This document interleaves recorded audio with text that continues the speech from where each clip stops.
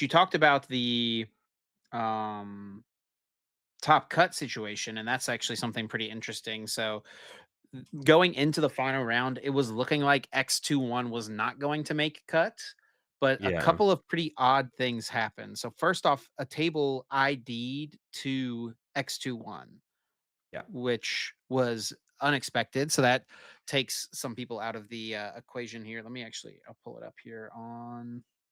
It's better to visualize it on Pokédata, I think. Or actually, maybe this will be fine. I liked it. Yeah, I think This this is works pretty fine. good. Yeah, So this table 3 ID'd. They intentionally drew to get to 28 match points. yeah. But if one of them plays and wins, then X2 1 isn't so that basically going into the round, it was going to be these two, so 1 2 3 4, and then one winner here 5, one winner here 6, one winner here 7, one winner here 8, and then if That's it. Pertusi wins, that's 9. So Yeah. that would be potential of 9 people, assuming all games finish. So the only way 28 match pointers make it in, one, Diego needs to win, which did happen, and then two, there needs to be two ties on these No, matches. not quite. It only need to be one tie. Um, and then it's good to go. You Oh, didn't need both. if Diego Yeah, wins. if Diego wins, we only If need one Pedro tie. wins, then there needed to be two ties. Yeah, yeah, yeah. I think so, So right? What is the math on that? One, yeah, 2, 3, 4, if Pedro 5, wins, 6, there 7. needed to Yeah, be yeah, yeah. two. If Pedro wins, there need to be two. So it was like a perfect storm of events that led to us having a 14-person cut for the first time this year, the biggest cut we've had. Is it really? Is this the biggest one we've had this so far? I I didn't think even so. realize that. Yeah. Yeah, it was a pretty big cut. Yeah, so yeah, it went from uh yeah, potentially a 9-person cut, almost like clean cut, to yeah, the 14-person cut. And I was part of that asymmetrical cut, the X21 record to be able to make cut. So definitely fortunate for that to have played out that way for sure. 'Cause I was in a situation where I was probably not gonna make cut. I was still pretty content with top 16 though, to be honest, that once I won up to 10-1. I also hit Ancient Box on the winning in, which is a pretty bad matchup, but my opponent drew terribly, Mm. thankfully. And yeah, game one, they On didn't do brand. anything. They didn't do anything for like 3 or 4 turns. Game one, honestly, yeah, true. It was expected. I actually going into it, I was like, Ancient Box, free dub. They're just gonna brick twice. And game one, they didn't do anything for like 4 turns, and game two, they literally just drew past. So if I remember correctly. So yeah, yeah, on brand for Ancient Box. Um, And then what did you play against through your run in Top um, Cut? So top 16, I hit I Steven. guess we can see it here. Yes, Yeah. Steven playing Dragap- Dusknor Dragapult. yeah. It's actually kind of funny. I didn't realize it. Steven, like when I sat down, I was like, Steven looked familiar to me, but I actually played Steven on the winning in at Worlds from day one to day two, and he beat me with Ancient Box. Mm. But this time around, he's playing Dragapult, and both games kind of went the same against Steven, honestly. Game one, Lone Dragapult, KO'd it with Raichu, took over the game. Game two, in game one, he didn't like, so it's in game one, he got like turn two Candy Dragapult. I KO'd it with Raichu, immediately responded to it, KO'd it, and then he wasn't able to ever re-establish a board of another Dragapult. Game two, I did the exact same thing, but it only happened in game two because he prized double Dreepy, and turn one or turn 2, I went boss KO Dreepy under Badoo that had it was funny because like I had like a crazy response to his Badoo, which was I think he Badooed me. I went boss KO Dreepy that didn't have the rescue board. Yeah, yeah, because he rescue board into Badoo. So that means and he had no energy in play. So that means he can't Sparkling Crystal. But then he has Candy Dragapult Crispin with no Dreepy bench. And then I KO his only Dragapult in And he play. has nothing. Yeah, and then next turn he plays Nest Ball, fails, plays Arvin, doesn't get Night Stretcher.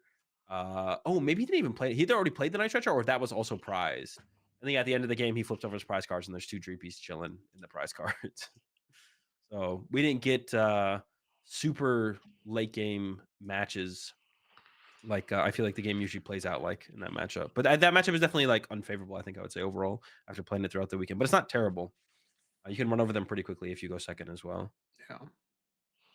Then in the next round, top 8, you play against Caleb Rogerson, who Yep. was playing Maraudon in a very similar 60 tiers. I think Yeah. Two like cards 2 difference. cards. Yeah, 2 cards. Yeah, and, I think Rogerson knew my exact 60 as well. Rogerson made a misplay in game 1. I used Iron Bundle at the end of it, and it was a situation where I should have had to draw 3 off Mew and hope to hit my switch cart, but Rogerson pushed up Zapdos instead of Iron Hands, and I was able to just go Luminian for Arven for switch cart. He didn't realize I had 1 prize card remaining because he forgot he popped his Magneton earlier in the game. And it's kind of funny. I wasn't super sure about going first versus second in the mirror. I think going first is correct though. And it was funny because me and Rogerson were talking before the match, and I was like, I hope you win the coin flip so I don't have to pick. I won the coin flip. I chose second. Mm, He went first. I kind of saw how things played out and saw how he like approached it, which I would have done similarly, utilize Rotom, set up a bench of one project plus Pikachu. And I was like, yeah, going first is probably correct. And then going into game two after I beat him in game one, he chose first. But yeah. it didn't matter because I think I played 4 generators in 2 turns and they all hit double lightning. So It was your I tournament to win, huh, I buddy? hands the Zapdos for 2, and then it was just like Gus, and the game was over. You So just had it like that. yeah. Hey, 16th lightning energy. No one else had 16 lightning energy besides That is Caleb, true. probably. Um, and then my top 4 match was against the Cloth Terrapagos. But yeah, that was the match that they tied. They probably should have. Well, it depends what their goal was. If we go back to that, they tied in round 12, right? And it was Maridon versus Cloth. But honestly, this matchup is like ever goes second. It feels like, to be honest, because even though the Cloth deck, if they go first, they can kind of push some random. The deck doesn't function very well going first though because it's a trolley deck. Yeah. Um, so the deck wants to go second, and then it's probably in a pretty good spot to take the first 2 prize knockout or just Badoo you and slow it down. I was pretty surprised to see that they tied because it feels like the Cloth player should have played it out for cut. I don't know if they thought they were into cut though with the tie, or if they were both just content with top 16, I guess as well. For the Maridon player, it kind of makes sense to take the tie, I guess, because you're like, Sure. well, it's an unfavorable matchup, not by a lot though. It's an unfavorable matchup. If my opponent wants to tie, sure, I'm down to tie. I'll guarantee top 16. If something cheesy happens, we both make cut and go for it from there. So yeah, the tie was definitely interesting. And it worked out in my benefit. And then I played against the Cloth Terrapagos in top, was it 4 at that point? And yeah, it was basically whoever went second just won. It was kind of funny. It was definitely some funny games. He prized Trolley game 1. So he like opened Guru for 4 Seal Stone, didn't play trolley after using 4 seal stone though, so I knew there was no trolley to be had. And I won game 1 pretty quickly after choosing second, if I remember correctly. And then game 2, game 3, yeah, whoever went second got the first 2 prize knockout, and the game kind of scaled from there. Or no, I guess like game 2, he didn't get the first 2 prize knockout, but he went into Badoo, and it just like makes things really hard to. I couldn't function. I didn't get an aggressive enough start to like hands the Badoo immediately, so it's just hard to Did he deal with that Badoo you too. for a lot of that deck can Badoo for a lot of damage between like poison and the mochi and stuff Yeah. like that. He can hit you pretty hard. Well, yeah, I pushed Magnemite up turn 1. His hand must have been, like, missing just a couple pieces because he had the Mochi combo, but didn't do it because he didn't want his Badoo to die, I don't think. So he just hit my Magnemite for 10, drew again for turn, and then he was confident in his hand at that point, and then he did the poison combo, KO'd my Magnemite. So he was like the hand was just not quite good enough to go for the poison combo right then, I guess. He waited a turn. And then game 2, actually game 3 was crazy. He maybe mulliganed once, but I opened triple generator Maridon with Mew in the active. So I was able to Disgusting, yeah, but dude. hold on. He opened Area Zero Trolley. Okay, He maybe okay. had to force Seal Stone for the Trolley, so he had 8 Pokemon off the rip, squawked the hand away. But I was able to go turn 1 Boss Iron Hands KO Squawk to put myself in a position where no matter what he sends up, I don't need to gust this turn. He ended up attacking with the 2 prizer anyways. Ended up attacking with Terrapagos, I think, so it made it easy for a Raikou response. And I got Magnemite down turn 1 as well. But yeah, my turn 1 was pretty disgusting in that one, going second. And it was pretty clean knockout from there to close it out. And Um, then finally, in the finals, you play against Mauricio with the gouging fire. yeah, So there's a couple of backstories here. First off, Mauricio did beat Caleb in top 16. yeah. So he had already played against your teammate, testing partner, friend who was playing the same 60 as you.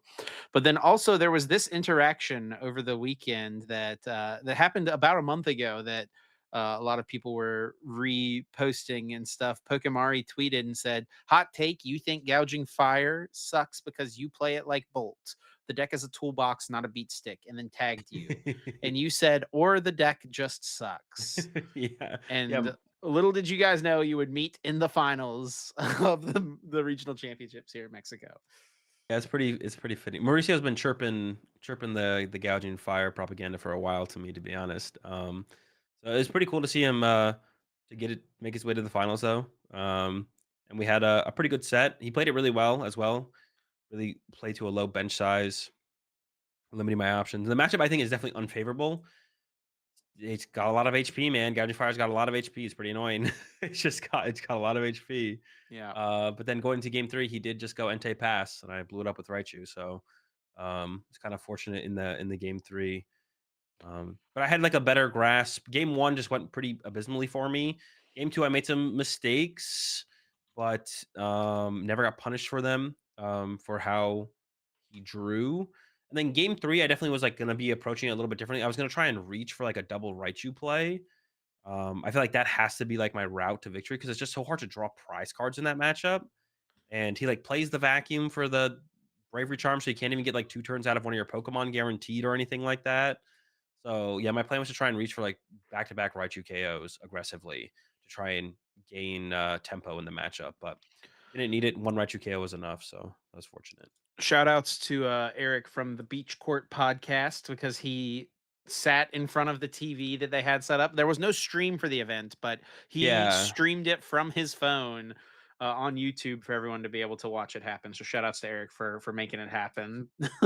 It makes you realize just what a bummer it is when there's not a stream at these major tournaments. yeah, it truly is. I mean, that's something we've talked about. I feel like it should be like TPCI should make it mandatory for the TOs to like figure something out as far as the stream goes. Even like a no commentary, just like a feed to a YouTube channel or a Twitch channel or something Yeah, would be because nice. then you get people to do watch parties and stuff like that. Like it would be able to be seen, you know. Yeah, for sure, it would be nice for sure. And honestly, at the event, one thing I'll mention, I did note it, and I did get a uh, this is a new thing. I think I got a caution. I didn't even get a warning. I got a caution. I was close to getting a penalty for my pace of play though, dude. I need to like I was playing so slow. Not on purpose, but like that's like one thing why I wanted to play more games with the deck as well. Like I just want to be more comfortable with the deck that I'm bringing to a tournament. Buddy's out of Um practice over here. and it would have been fine if I had gotten penalty warnings or penalties or whatever. Like I'm not trying to slow play, and if I'm playing too slow, I should get penalties. I got a caution though, I think is what I got when I was on the feature match against uh was it Jack, right? Jack Moore? Yeah. With the guard for. I got a caution. Is that a new thing though? I've never heard of a caution before. It's not a warning, but it's just like I I think guess it's it's the like a same thing. yeah. Oh, maybe it was a warning officially. So I was close to Yeah. a prize penalty then. But yeah, that's like another reason I want to play more with the deck I'm bringing to a tournament, is so I can just play faster. I just want to play 3 games of Pokemon, ideally in every set. That's the goal.